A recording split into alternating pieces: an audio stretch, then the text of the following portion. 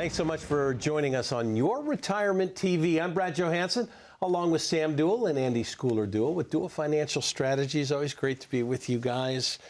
Let's take us into the modern era, right? Because we talk about traditional retirement all the time. I mean, we look back and we say, man, I wish it was my grandparents' retirement.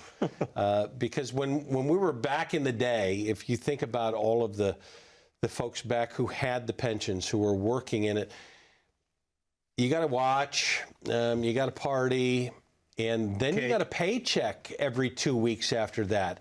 Yep. It was really hard to kind of screw up your retirement back in the day. Yep. And everybody would, man, I wish I had my grandparents' retirements. Take me through what was a traditional retirement and now ease us into the modern retirement era. Well, yeah, what you described, I mean, that was traditional. You replaced one guaranteed paycheck with a couple of other guaranteed paychecks, Social Security and your pension. And interestingly enough, the whole modern retirement era is fairly new. It really wasn't until about the 1980 timeframe. There was something in 1978 called the Revenue Act of 1978. And basically what that did was that eliminated pensions as we know them. And that would put us into the dawn of the era of the 401k plan and the IRA. That's when that all started. So it's only been in recent memory, really, that all of that came to pass. So what did that mean for you? Well, it took the burden of retirement and the responsibility of retirement off of the employer's back, because they were required to put money into those pension plans. They were required to invest those pension plans. It was called a defined benefit plan. And they put it onto the worker's back. So all of that changed. So literally you could look back to about 1980 and you can clearly see in charts how it changed the world of retirement. It even changed the world of finance. Because if you look at charts of the stock market, Brad, from the 1970s, coming up in the 1980 when the 401k started, the activity in the stock market absolutely just, it was like this, and then it just, boom, started moving up. The reason for that is because prior to 1978, 1980, the vast majority of us, we didn't invest. People didn't have investment accounts. The company was doing that for us. The company did it. Yeah. Absolutely. It was all in the pension plans. It wasn't until 401k started that the activity in the stock market started. But here's what is crazy about all of this, and this is something that we've looked at through the years, and it boggles my mind. Obviously, that was a political move. Revenue Act of 78 was entirely to benefit companies. It had nothing to do with your benefit. I'm sorry to break that news to you, but that's exactly what it was. But it took an entire group of people, the American worker, and all of a sudden, you got just shoved into this slot to where you're now an investor, right? You're making all of your own decisions. Where all you ever wanted to be, and all you were up to that point, was just a saver. And I draw that parallel, Brad, because there's a big difference between the two. Big difference between being an investor, and a big difference between being a saver. And that's why it's so scary for people today when they're moving into retirement, because that particular habit or trait has never changed since the late 1970s. You never wanted to be an investor to begin with. You just wanted to be a saver. You just wanted to work, do what you were supposed to do, show up when you were supposed to, put your money in your retirement plan, and then someday walk away from it and go fishing. That's what you wanted to do. But they forced you into being an investor, which put just one more level of fear, one more level of worry into your retirement. So that's what we try to alleviate, is all of that fear and that worry, because people don't want to be investors. People want to be savers, and then they want to retire. That's what they're looking for. Okay, so it's changed. There's a lot of things that's changed, because if we go back to that pension time and way before 1979 into the 50s and 60s with our grandparents and doing this, life expectancy wasn't what it was then. As a matter of fact, a lot of times people would retire in the very early retirement years where you had Social Security that just started, you'd retire and you were dead within a couple of years and you never got to spend on any of that. Now men are living well into their 70s, sometimes into their 80s. Women are living well beyond that. And men are leaving women with a lot of these things. So life expectancy and longevity now plays into how much do you have to save for, because you're going to live a lot longer. Yeah, don't. If you leave it to the medical community's job, their job is to keep you alive, no matter what your wishes are. So from that standpoint, we have to plan for you having a very long retirement, because in reality, you will. And you have to figure out where your money's going to come from, what your expenses are going to be, and healthcare is a major component of that. When we talk about, yes, we can live a very long time. We had a client who lived, I guess it was her son was the client, but she was on home health care because her children could not agree. And she had a substantial net worth and 2 separate trusts. And it was $1,000 a day for her care because the kids were fighting about how they were going to take care of her. And she, I don't know if she's still alive today. Private nurses. But private nursing, it was $365,000 a year that they were spending on her medical care. Now, do long-term care places cost that much? They can, I guess, if you want to spend that much, but not generally, but they're still probably going to be around $100,000. So we have to look at longevity as a major component to your lifestyle. There's all the ancillary costs. I don't remember which company it was. It was Genworth or somebody that came out and said, you're going to need somewhere between $250,000 and $300,000 just as savings money for healthcare stuff that isn't paid for by Medicare or by any of your other insurances that you have. So there are different components that we have to deal with compared to your working years where you were just happy saving and collecting this money. Now we really have to position your money and your assets so that you basically can formulate your own pension, perhaps, make sure that you have what you need for healthcare and for longevity because it's likely to happen. And just part of that process, it is a puzzle, and you don't have to go in it on alone. I understand that your working years, you basically had no one to go to for help. And the people that were there helping with the 401k are not technically allowed to give you advice. So you are very much on your own of where do I put this money? And it is very fearful and it can be very worrisome. And one of the best things I think that we have the option to do, most people have the option to do, just depends on your company, is that after you turn 59 and a half, you may have that provision within your plan to remove a portion or all of your 401k so that you can bring it to your own IRA and have your own money that you have control over instead of being subject to whatever provisions your 401k or 403b or 457 allow you. So just think about it from a standpoint of the more control you can take over your retirement, generally the better you're going to be. This is the adjustment. Well, this whole idea of longevity, I believe that the longevity that we experience now, people are living so much longer, is a part of the reason that we have so many aspects of this retirement business that are broken. Social Security. I mean, Social Security is a fascinating part of that. Social Security was started during the Great Depression. And the reason they started Social Security was because there was an inordinate number of elderly people, older people at that time, which at that time was 65, 66 years old, you were elderly, that were either unemployed or they didn't have any means. And we talk about Social Security running out of money today and all of the fear for that. Well, when they originally started Social Security, you couldn't take it until you're 65 years old. And I believe the life expectancy at that point in time was either 66 or 67. Correct. So what you said was they knew when you started it that you weren't going to live that long. It's like, oh, this system can last forever. Yeah. Well, now we we're can take money out of it while we're at it. And now we're at a scenario where people are living so much longer.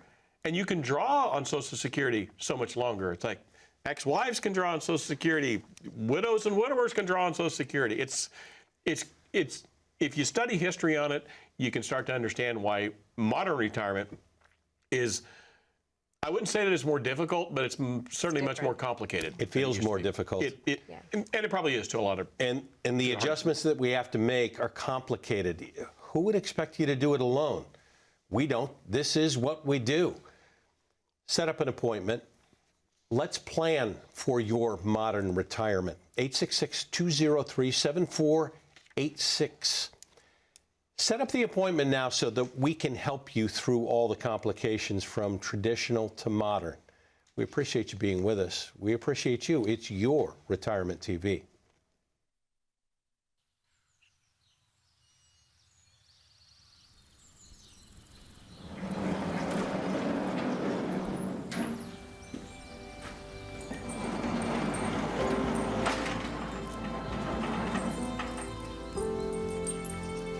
Retirement can be a very scary time. You're transitioning to a totally different phase of your life, and people were looking for something different. So started the company almost 16 years ago now with that thought in mind that people wanted a different experience. They wanted a different level of care given to them, and that's what we pursued from the very first day, and it's worked out very well. We try to keep it really casual. We try to keep it very non-financial because for so many people, it's uncomfortable. There seemed to be a disconnect with the financial services industry between what people really needed and what they wanted and what the industry wanted to pursue for them.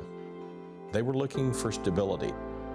Retirement is a lifestyle, it's an event, so you want to make sure that you can support that. So many people don't really know where to start. I'm excited to sit down and help this person solve their problems, and I want them to be equally as excited to sit down and feel confident moving forward that this is the right fit for them. What they're looking for is that they don't have to worry anymore.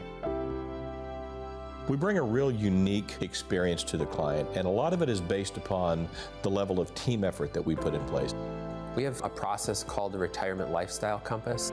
As we get to know you, the client, we're really looking to understand what are your goals. Let's take a systematic approach to understanding you, who you are, so that we can put together a plan for your retirement. I think that our society and this business as a whole has forgotten that people want to be okay. They just want to be safe and make sure somebody has got their best interests. I think the joy that I feel when I get to help somebody create a plan that works for them, that really pushes me to continue and be out there. To be able to help more people, we can only do that one family at a time, one individual at a time, but we have that option. They don't become just some arbitrary number in a system. They're a person, they are a family, and what matters to them matters to us. Thanks so much for joining us on Your Retirement TV. I'm Brad Johansson with Sam and Andy Duell of Duell Financial Strategies, and we're talking about going from traditional to modern. The retirement has changed. So let me ask, are there cases where people think that they are diversified and they've been misled? A lot. Or they haven't paid attention to it? We got a lot of them, you say? A lot. Yes. We see it a lot. We see it a lot. You have lots and lots of different mutual funds, and unfortunately, most of them are invested in the same area. It's the illusion of diversification. I call it the illusion of diversification. Yeah, exactly. Okay. Yeah, because I don't know, the last time I checked, there was something on the order of, I think, around 17,000 different mutual funds that were available. Well, if you just think about this in the most common sense fashion, you can't divide the stock market and the bond market 17,000 different ways. It's just not possible. It's like if you buy Apple stock and I buy Apple stock and you buy Apple stock and everybody in this room buys Apple stock, well, it's just all we have now is just 6 or 7 people that own Apple stock. You don't own it 6 or 7 different ways. So my point is, American Funds and Oppenheimer and Fidelity and T. Rowe Price and the list goes on and on and on and on. They can't own Apple stock any differently than you own Apple stock. So we start to get into this scenario where we have this illusion of diversification. What we would say is you need to have a comprehensive analysis of your retirement portfolio done. There's nothing wrong with owning any of these types of things. Some are better than others. However, we do need to own them in different ways. We need to have all of these different offsetting things because that's what happens. You see this a lot of times and you don't even know why it happened. You're like, holy cow, Sam, the market went down 20% and I went down 20% right along with it. I thought that I had this stock and bond mixture. And then when the market went back up 20%, I only went up 12%. Why is that? It's because you were never diversified to begin with. It's because all of your eggs were in one basket. You had 17 different eggs, granted, yes. However, 15 of those 17 different eggs were either identical or very, very similar. So yes, we do see it all the time, and we want to try to help with that because even if you're still working, we can run a 401k analysis for you as well. Look at it in Riskalyze, see, do we have the illusion of diversification, or are you truly diversified?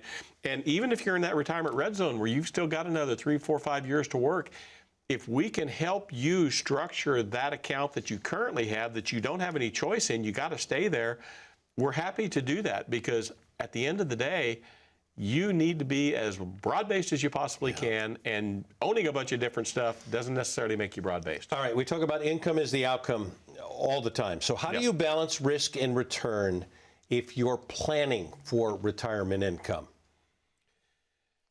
Well, you have to personalize it. I think that's the first thing. Depends on what you need, yeah. Yeah. We talk a lot about risk tolerance. Okay. And we talk a lot about risk capacity. It's like, okay, tolerance is the emotional aspect of risk. How much of it can you tolerate before it's like, ooh, can't do this anymore? Capacity is how much risk can you really handle?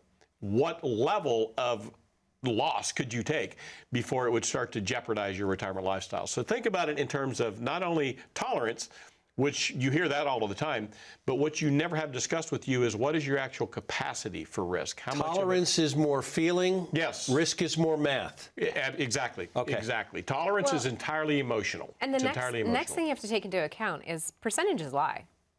So if you're talking to someone and all they're doing is talking to you about percentages, you need to actually compare that or pair it, shall I say, with the actual numbers. So how many dollars and cents does that percentage actually equate to?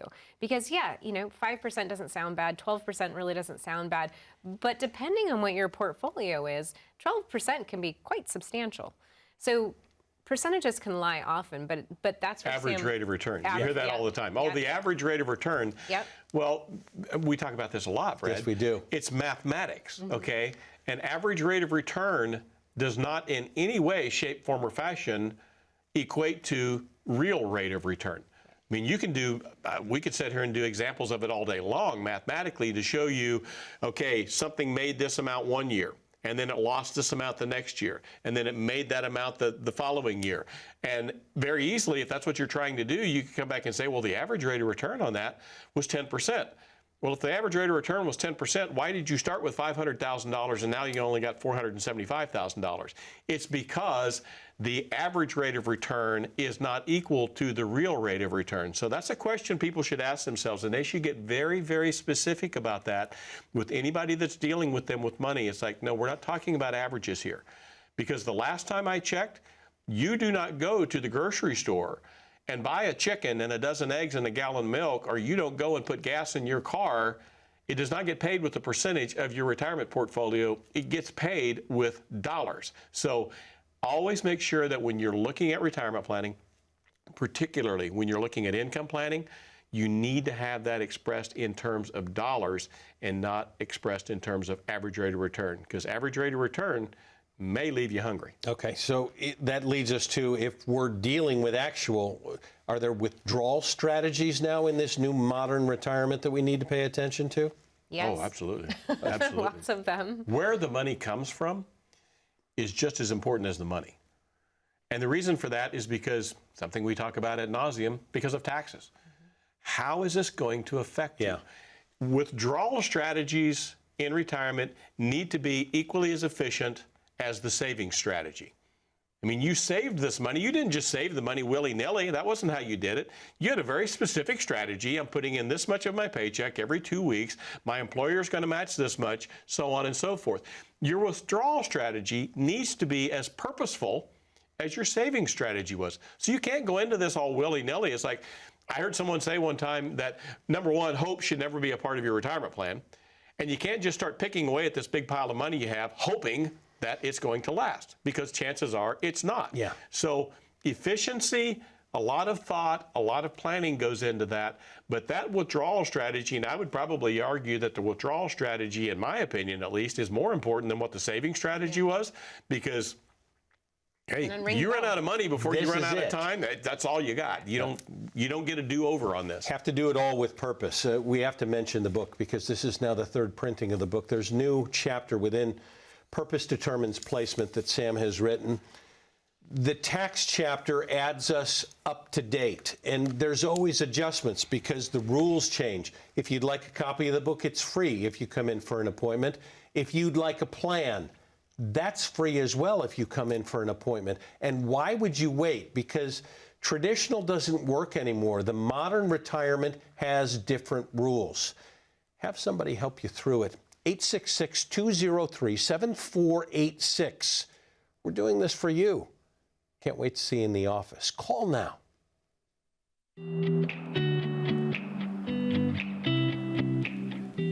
We get to be the face, we get to be the voice, we get to be the public, the public persona of Duell Financial Strategies, but we believe very much in taking care of the people that take care of us. I think a company has to live its mission statement, and I think it's a constantly evolving thing with a progressive company. I see companies do that, and a lot of times it's just nothing more than a bunch of empty words that someone has come up with in marketing that sounded really good. From a mission standpoint, I guess it's just to be as efficient as we can with helping people and creating solid financial plans for them. We have wonderful people that are working for us now, and I appreciate all of them. They do make our lives easier.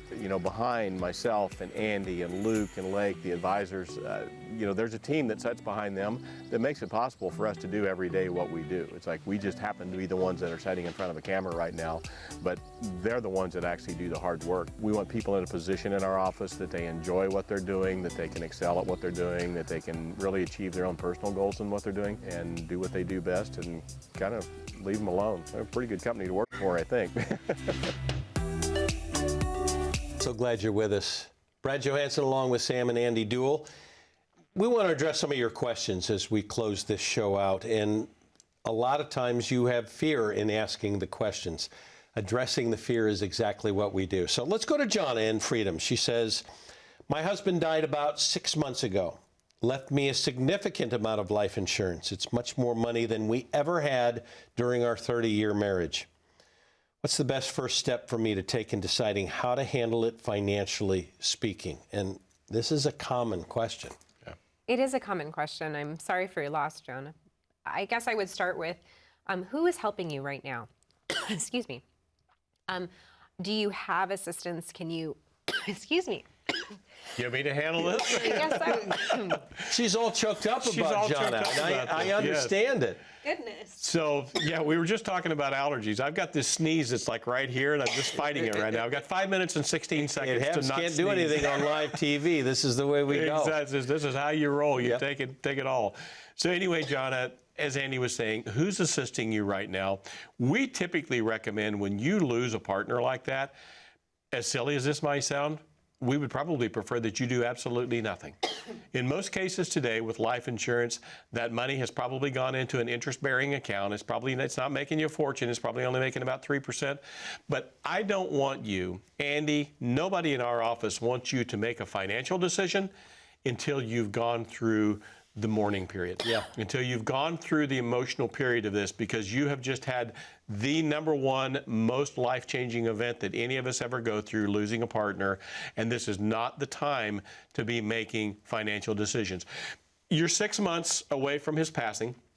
I think it's probably okay for you to start talking about what your choices might be, but we would tell you, do not make any sort of a major financial decision, purchasing a product, investing, anything like that, until you really feel confident inside with where you're at right now, because otherwise it's going to be a fear decision, and it may not be in your best interest. So just take your time. There's no hurry. There's no sort of time frame limitations on this. You take all the time you need to make that decision. And as Jonna says, she's not in need. He left her with more than they ever had at that Absolutely. time. There's no hurry. There's no hurry. Okay.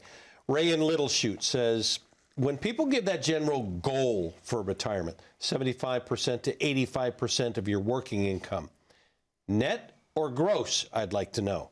And does that still hold true? We talk about numbers all the time that get thrown out that, hey, this one works for you. So let's talk about those numbers. Well, first of all, it's always net. Okay, Ray, we're talking about net here. And the reason why I really emphasize that is because when you were working, you lived off of your net pay, right? I mean, you made $2,000. but then you contributed to your 401k, they deducted your federal taxes, your state taxes, your federal unemployment, your Social Security, the list goes on and on. So you've always lived off of net. So we want you to have that exact same mindset when you're going into retirement, because this is something we've covered and we will cover again, but all of the money that you've saved for retirement is not yours, because that money was saved in a tax-deferred vehicle. And what happened with that is you made an agreement with the state and federal government that if they would allow you to put the money into that account without taxing it first, that's called a pre-tax contribution, and if you would allow that money to grow without taxation on the growth, that's called tax deferred, that you would then allow for full taxation at ordinary income levels upon withdrawal. So what I'm saying to you is that money that we're going to withdraw from your 401k or your IRAs, unless it's a Roth, the money we're going to withdraw from those accounts to meet your living expenses is going to be taxed exactly the same as it was when you were working. So we have to look at that pile of money. You've saved $500,000. But if you save $500,000 and between the state taxes and the federal taxes, you have a 20% tax obligation, we don't have $500,000 to spend, Ray. We've got $400,000 to spend because $100,000 of that has already been earmarked to satisfy your obligation to the federal and state government. So always, always, always, net figures are what you're looking for. That's what you live off of, is net, not gross. People are coming into your office to answer the questions, and if we haven't answered your question here, I mean, now's the time to come into the office, because there are always questions.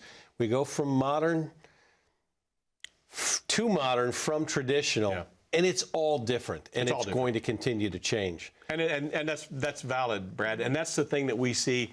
We've been at this, I've been at this almost 25 years now, and boy, the changes that we've seen in the way that people retire, the mindset of retirement, but the challenges that they face in retirement. And I would offer that I believe the challenges that you have in retirement today are unprecedented in the history of retirement. I believe that you face more challenges from more different levels than you ever have, and it's so, so important that you get it right the first time. Because you said, finish strong, and we only get one chance to do this. It's like, you get one chance to retire right. There are no do-overs. There are not. So let's commit to retiring right. Let's get the job done correctly the first time. And let's have a conversation about how that would be best for them. How about you do it now? If you've been afraid to ask the question, make the phone call. Let's get in. Let's help you finish strong. 866-203-7486. As always, we're so grateful that you spend your time with us on Your Retirement TV. Let's make your retirement great. We'll see you next time.